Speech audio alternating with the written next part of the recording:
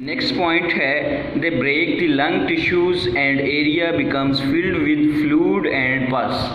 Okay जी, जब ये हमारी बॉडी में लंग्स में जाकर सेटल डाउन हो जाते हैं और उसके बाद ग्रो करना स्टार्ट कर देते हैं, फिर जाहिर है इनको अपनी फूड के लिए जो है वो कुछ चाहिए भी, तो ये क्या करते हैं वहाँ पर लंग्स को इन्फेक्ट करना शुरू कर देते हैं, उसको खाना शुरू कर देते हैं, जिसकी वजह से हमारी बॉडी में जो डिफेंस सिस्टम है, वाइट ब्लड सेल है, वो वहाँ पर आकर इनके साथ डिफेंड करने की कोशिश करते हैं। लेकिन उस दौरान जो वाइट ब्लड सेल डेड हो जाते हैं वो उसकी पस बनती जाती है, फ्लूइड्स बनते जाते हैं, क्योंकि उसी दौरान जो है वो म्यूकस की भी प्रोडक्शन हो रही है ताकि इस चीज़ को रोका जा सके, इनको जो है वो ख़त्म किया जा सके, स्टिक किया जा सके।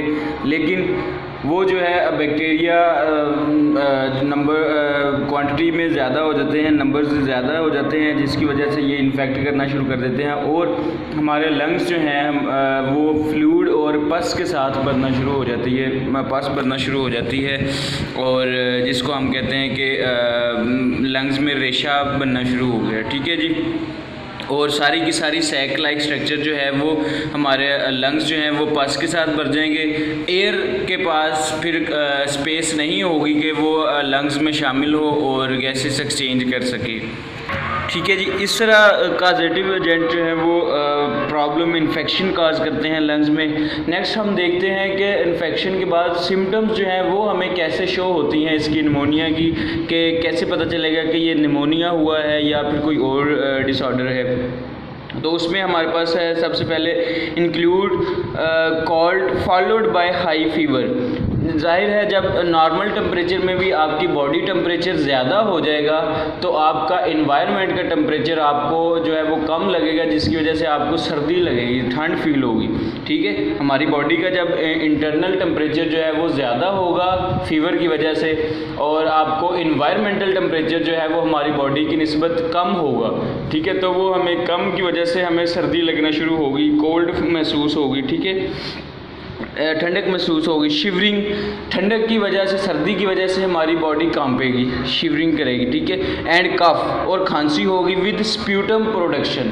ठीक है, खांसी होगी क्योंकि हमारी बॉडी में पस और फ्लूइड शामिल है। ठीक है, अब जब खांसी होगी तो वो जो पस और फ्लूइड होगी वो हमारी बॉडी से खांसी के साथ जैसे ही हम खांसेंगे तो वो हमारी बॉडी से निकलेगी, जिसे हम बलगम कहते हैं कि खांसी के दौरान रेशा ये बलगम निकलता है, इसको हम कहते हैं विद स्प्यूटम इसको हम देते हैं वर्ड नेम। ठीक है, टर्म्स का।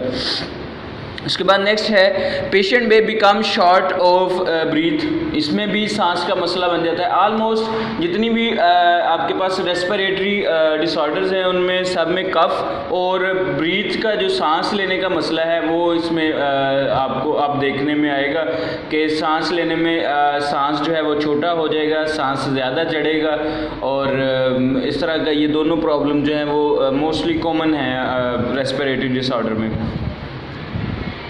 और उसके बाद नेक्स्ट पॉइंट है जी पेशेंट्स स्किन कलर में चेंज एंड बिकम डस्की। ठीक है, स्किन कलर जो है वो चेंज होता है और डस्की हो जाता है या पर्पलिश हो जाता है। अब ये क्यों होता है? चूँकि हमारे लंग्स जो हैं हमारे वो सारे के सारे किसके साथ फिल हो गए हैं? फ्लूइड और पस के साथ। अब जो बाहर से हम एयर को इनहेल करेंगे वहाँ से वो हमारे लंग्स तक पहुँच नहीं पाएगी, एल्वियोलाई तक पहुँच नहीं पाएगी, क्योंकि वहाँ पर सारी की सारी वो एल्वियोलाई हमारी किसके साथ फिल हैं? फ्लूइड के साथ। जब वो फ्लूइड के साथ फिल हैं तो वहाँ हम उसे एक सरफेस एरिया नहीं मिलेगा एयर को ताकि डिफ्यूज़ आउट हो सके। ठीक है, डिफ्यूज़ आउट नहीं हो पाएगी तो हमारे ब्लड में कार्बन डाइऑक्साइड वैसे ही रहेगी और ऑक्सीजन की जो है वो क्वांटिटी भी नहीं मिल सकेगी, एयर से क्वांटिटी भी हासिल नहीं कर सकेंगी, तो जिसकी वजह से ऑक्सीजन जो है वो हमारी बॉडी को मिलेगी नहीं, और कार्बन डाइऑक्साइड की क्वांटिटी वैसे ही ब्लड के अंदर ज़्यादा होती जाएगी डे बाई डे, और जिसकी वजह से हमारी बॉडी का कलर जो है वो डिस्की या पर्पलिश होना शुरू हो जाएगा। ठीक है जी, नेक्स्ट पॉइंट है due to poor oxygenated of due to poor oxygenated of blood, ठीक है। मींस के ये जो है मोस्टली ये कलर क्यों डस्की और होता है, एक तो कार्बन डाइऑक्साइड हमारे ब्लड में शामिल है, दूसरा कि उसको ऑक्सीजन नहीं मिल रही, हमारे ब्लड को ऑक्सीजन नहीं मिल रही, जिसकी वजह से ये कलर जो है वो चेंज होना शुरू हो जाएगा। अब इसकी ट्रीटमेंट क्या है, कैसे हम इस प्रॉब्लम को ठीक कर सकते हैं। एक तो है जी हमारे पास वैक्सीन जो है इसकी अवेलेबल है, ये निमोनिया की, जो कि इस बैक्टीरिया के ख़िलाफ़ वैक्सीनेशन हम करते हैं, जिससे हमारा इम्यून सिस्टम स्ट्रॉन्ग हो जाता है और ये निमोनिया जैसे ही हमारी बॉडी में आता है तो हमारा इम्यून सिस्टम इसको डिफेंड कर पाएगा, ठीक है। ये वैक्सीनेशन होती है हमेशा आपको बॉडी को डिजीज़ लगने से पहले ये की जाती है, ताकि हमारा वैक्सीनेशन करने के बाद हमारी बॉडी का इम्यून सिस्टम स्ट्रॉन्ग हो जाए और जैसे ही ये बैक्टीरिया हमारी बॉडी में एंटर हो तो साथ ही हमारा इम्यून सिस्टम जो है वो एक्टिवेट हो और इसको डिफीट कर दे इस बैक्टीरिया को, और ये बीमारी लगने से पहले ही वो ख़त्म हो जाएगी, ठीक है जी। और सेकेंडली एंटीबायोटिक्स यूज़ की जाती हैं, are used in treatment of this type of pneumonia, ठीक है। एंटीबायोटिक्स भी हम यूज़ करते हैं ताकि अगर जो बैक्टीरिया लग गया है, अब जो डिजीज़ इन्फेक्शन कर रहा है उसको हम डेड कर सकें। एंटीबायोटिक्स जो है वो एक्टिव बैक्टीरिया को किल करने के लिए होते हैं, ठीक है जी।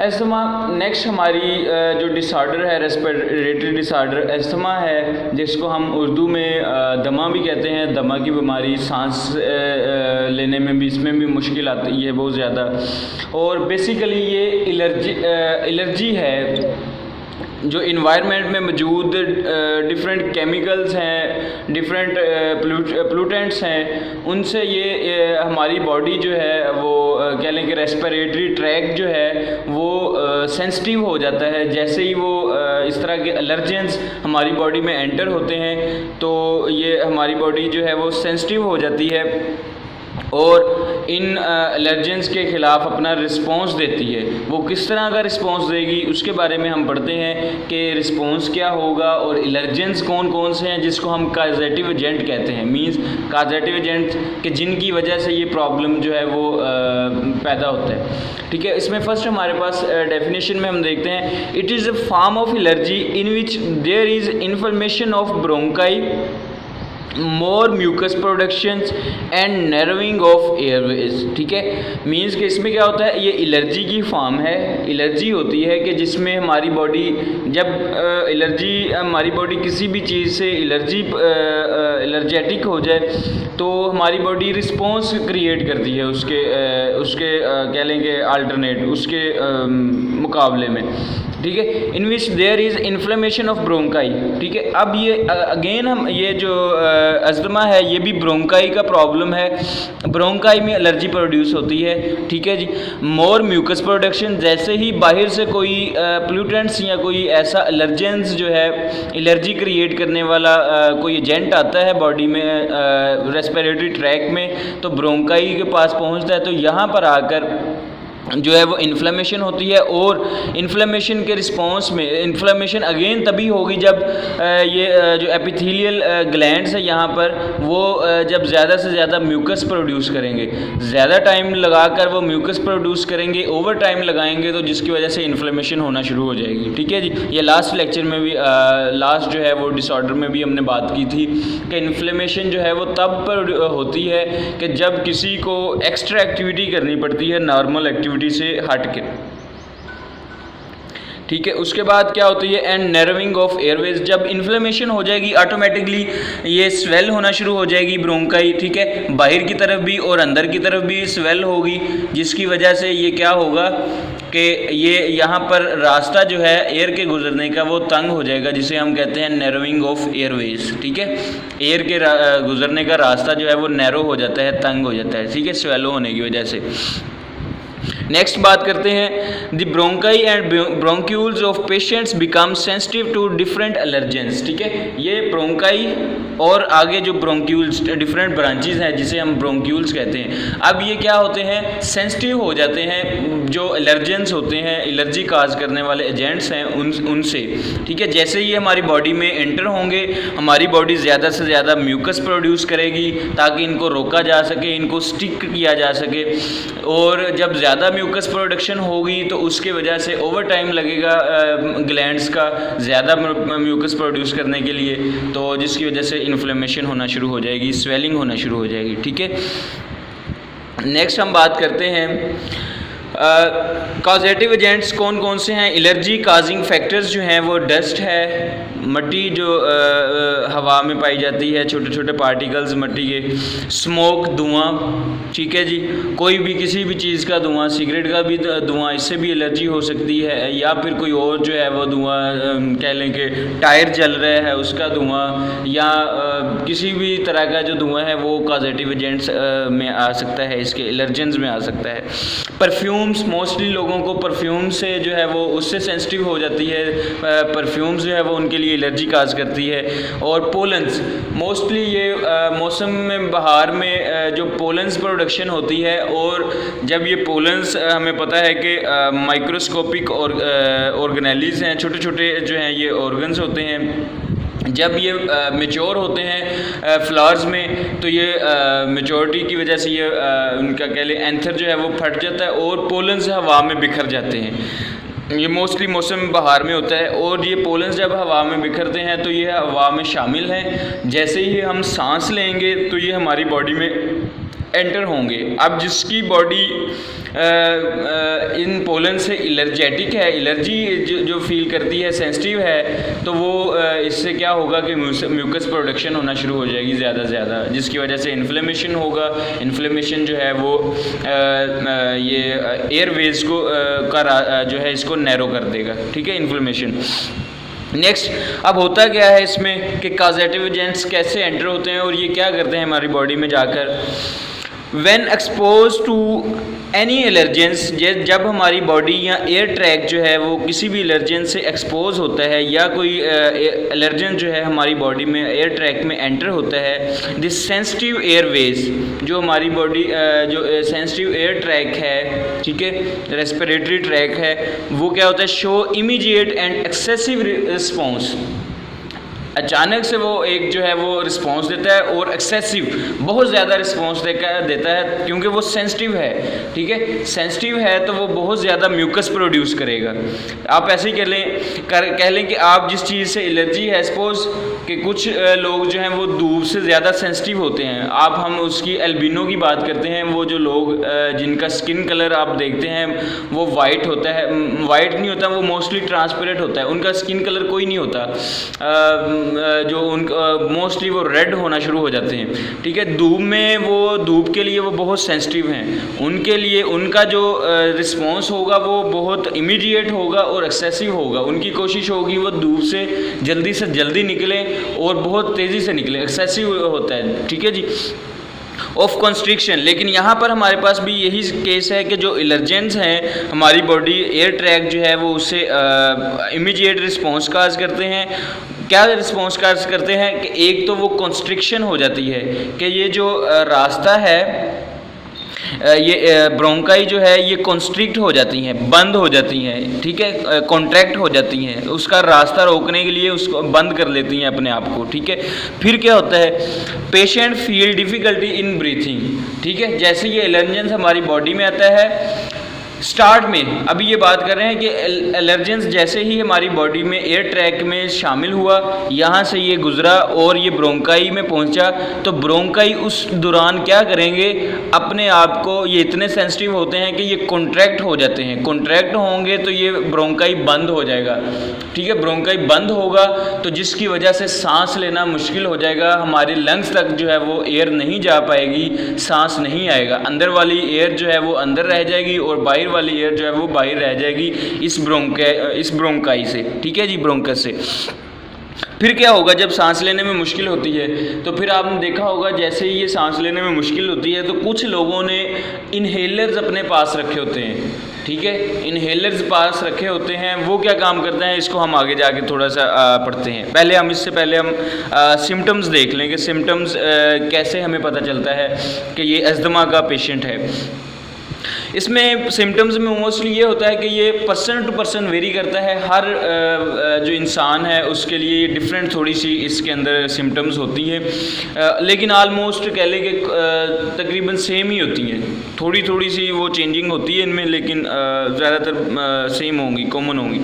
उसमें फ़र्स्ट ऑफ ऑल वही आ गई हमारे पास, इंक्लूड शॉर्टनेस ऑफ ब्रीथ, सांस जो है वो छोटा हो जाता है, आप तेज़ी से सांस लेते हैं, तेज़ सांस लेते हैं, ठीक है।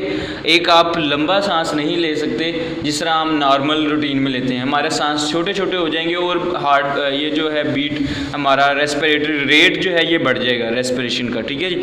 स्पेशली कब ये प्रॉब्लम आता है, एक्सर्शन, जब हम कोई एक्सरसाइज कर रहे होते हैं, और एट नाइट या रात के वक्त, ठीक है, रात के वक्त ये ज़्यादा प्रॉब्लम आता है, या फिर जब हम एक्सरसाइज कर रहे होते हैं तब। साथ में वीजिंग हमने लास्ट डिसऑर्डर में पढ़ा था कि ऐसी साउंड है, विस्लिंग साउंड होती है जब हम सांस लेते हैं तो ये प्रोड्यूस होती है। वो भी हमने पढ़ा था कि ये क्यों प्रोड्यूस होती है, क्योंकि जब बाहर से या अंदर वाली साइड से हमारे पास एयर प्रेशर ज़्यादा है, जब वो इस नैरो रास्ते से गुजरेगा तो एयर प्रेशर जो है वो छोटे से रास्ते से गुजर रहा है, तो जिसकी वजह से साउंड प्रोड्यूस कर रहा है। आपने अगर विसल देखी हो तो उसका भी कुछ इस तरह का ही होता है कि उसके अंदर दो जो है वो इस तरह के ब्लेड लगे होते हैं, ठीक है, बारीक से तंग से रास्ते के ब्लेड लगे होते हैं। जब आप प्रेशर के साथ एयर ब्लो करते हैं, फूंक मारते हैं, तो वो एयर इस रास्ते इन ब्लेड्स के दरमियान में से गुजरती है। पीछे प्रेशर ज़्यादा है और आगे वाली साइड पे भी प्रेशर ज़्यादा होता है, तो जब ये इस छोटे से रास्ते से, नैरो रास्ते से एयर गुजरती है तो वो विसल प्रोड्यूस होती है, साउंड प्रोड्यूस होती है। सिमिलरली हमारी बॉडी में भी यही है कि प्रेशर जो है वो दोनों साइडों पे ज़्यादा होता है, जैसे ही एयर मूव करती है इस नैरो वे से तो वो साउंड प्रोड्यूस होती है इस दौरान, उसे हम कहते हैं whistling sound when breathing out. जब हम सांस लेते हैं तब ये विस्लिंग साउंड प्रोड्यूस, और जिसे हम एक टर्म में जो है वो पढ़ते हैं विजिंग।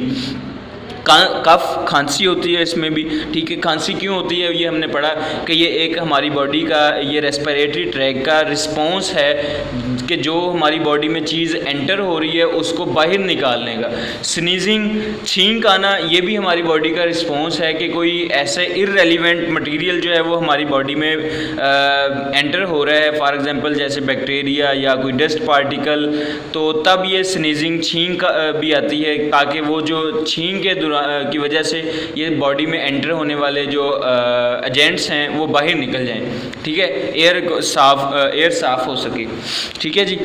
और नेक्स्ट है एंड चेस्ट टाइटनेस। और चेस्ट टाइटनेस होती है मींस कि आपको जब सांस लेने में डिफ़िकल्टी होगी तो आपको ऐसे फील होगा जैसे आपकी चेस्ट को कोई दबा रहा है, ठीक है, सांस नहीं आपको आ पा रही, तो इस तरह चेस्ट टाइटनेस होगी। नेक्स्ट इसकी ट्रीटमेंट क्या है, ट्रीटमेंट में जो है इसमें हम वो इन्हेलर्स यूज़ करते हैं, ठीक है। इन्हेलर्स क्या होते हैं, chemicals with ability to dilate the bronchi and bronchioles are used in the treatment of asthma, ठीक है। इन्हेलर्स क्या है, वो एक तरह के केमिकल्स हैं जो डायरेक्टली हम रेस्पिरेटरी ट्रैक्ट में यूज़ करते हैं ताकि वो डायरेक्टली हमारे रेस्पिरेटरी ट्रैक्ट में जाएं, और जहाँ पर जो ट्रैक्ट कॉन्स्ट्रिक्ट हुआ है, कॉन्ट्रैक्ट हो गया है, उसने रास्ता ब्लॉक किया हुआ है हवा के गुजरने का, तो वो क्या करेगा, उसको जाकर डायलेट करेगा। डायलेट का मतलब है ओपन कर देना, खोल देना रास्ते को, ठीक है। तो इस तरह के केमिकल्स हम यूज़ करते हैं जो इस काबिल हों कि उस ट्रैक को, उस रास्ते को खोल सकें जो कि कॉन्ट्रैक्ट हो गया था एलर्जेंस की वजह से, ठीक है जी। तो इस तरह के हम केमिकल्स यूज़ करेंगे, और वो केमिकल्स हम यूज़ करते हैं, such medicine is given in form of inhalers, inhaler की फॉर्म में हम उसे यूज़ करते हैं जो कि डायरेक्टली हम सांस के ज़रिए वो इफ़ेक्टिव एरिया तक पहुंच सकें और जाकर अपना क्विकली जो है वो अपना रिस्पॉन्स दे सके, ठीक है। अगर हम उसको ओरली यूज़ करें, हम खाते हैं, उसके बाद ऐसे केमिकल हम खाएँ, फिर वो डाइजेस्ट हों, फिर वो हमारे ब्लड में शामिल हो, ब्लड में शामिल होने के बाद वो जो है वो ब्रोंकाई और ब्रोंक्यूल्स तक पहुँचे, ये बहुत टाइम स्पैन इनको लग जाएगा, बहुत ज़्यादा ड्यूरेशन लगेगी ये वहाँ तक पहुँचते हुए। हो सकता है उस दौरान जो है वो डेथ अकर हो जाए, क्योंकि सांस नहीं आ रहा। जब सांस नहीं आएगा तो डेथ का प्रॉब्लम हो सकता है। सांस क्यों नहीं आता? क्योंकि ये ब्रोंकाइज जो है ये रिस्पॉन्स देते हैं एलर्जन से, और ये कॉन्ट्रैक्ट हो जाते हैं, बंद हो जाती हैं ये नालियाँ, ठीक है। जब नालियाँ बंद हो जाएंगी तो ये हवा कहाँ से गुजरेगी, ठीक है, हवा नहीं गुजर पाएगी, तो जिसकी वजह से सांस आना बंद हो जाएगा और डेथ भी हो सकती है, पॉसिबिलिटी है, ठीक है। जिसकी वजह से फिर हम ये मेडिसन, ये केमिकल्स जो हैं वो इन्हेलर की शक्ल में इस्तेमाल करते हैं, ताकि वो डायरेक्टली हमारे उस रेस्पिरेटरी ट्रैक तक जाएं जो कॉन्ट्रैक्ट हो गए हैं, और वहाँ पर जाकर अपना जो है वो एब्जॉर्प्शन हो इनकी सेल्स में, और अब्जॉर्ब होते ही वो उनको डायलेट कर दें, उनको ओपन कर दें उस रास्ते को, ताकि हवा गुजर सके, ठीक है जी। तो ये हमारा था अस्थमा का प्रॉब्लम। इस तरह वो आपने देखा होगा मोस्टली लोगों ने अपने पास जो हैं वो इन्हेलर्स रखे होते हैं जिनको अस्थमा का प्रॉब्लम बहुत सीवियर होता है, ठीक है, बहुत ज़्यादा वो एलर्जी उनको होती है किसी भी इस तरह के एलर्जन से। तो वो इन्हेलर से जो है वो जैसे ही उनको ये सांस का प्रॉब्लम आता है तो आप देखते हैं वो इन्हेलर से इन्हेल करते हैं उन केमिकल्स को, उस मेडिसिन को, ताकि वो डायरेक्टली जाएँ रेस्पिरेटरी ट्रैक में, ब्रोंकाई ब्रोंक्यूल्स के पास, वहाँ पर जाकर ये सेल्स में एब्जॉर्ब हो जाएंगी, और वो क्या करेंगी, उसको सेल्स को ओपन कर देंगी, डायलेट कर देंगी, जिसकी वजह से वो कॉन्ट्रैक्ट जो हुए थे वो रिलैक्स हो जाएंगे और वो एयर के गुजरने का रास्ता बन जाएगा, ठीक है जी। ये हमारा आज का लेक्चर था। Thank you so much. अल्लाह हाफिज़ बच्चे। आप लोगों ने इसको अच्छी तरह से जो है प्रिपेयर कर लेना है। ये डिज़ीज़ जो हैं आपको शॉर्ट क्वेश्चन के तौर पे भी आ सकती हैं। इनमें से सिम्टम्स आपसे पूछे जा सकते हैं कि सिम्टम्स क्या हैं, अस्थमा के सिम्टम्स क्या हैं, ब्रोंकाइटिस के सिम्टम्स क्या हैं, निमोनिया के सिम्टम्स क्या हैं, डेफिनेशन इनकी आ सकती है कि अस्थमा क्या हो सकता है, ठीक है। इस तरह ये डिफरेंट जो है हमने इसकी सब हेडिंग्स दी हैं। इनमें से ट्रीटमेंट पूछ सकते हैं कि आपकी ये ट्रीटमेंट बताएँ, अस्थमा की ट्रीटमेंट क्या है या फिर निमोनिया की ट्रीटमेंट क्या है। इस तरह से शॉर्ट क्वेश्चन भी इसमें से निकल सकते हैं और लॉन्ग क्वेश्चन भी निकलेंगे। आपको पूरी डिसऑर्डर जो है write a note on asthma and pneumonia, इन दोनों पे नोट लिखने के लिए आ सकता है, या किसी और जो है वो 2 या 3 के ऊपर नोट लिखने के लिए आ सकता है। आप लोगों ने इसको इस तरह प्रिपेयर करना है, ठीक है जी। Thank you so much. अल्लाह हाफिज़।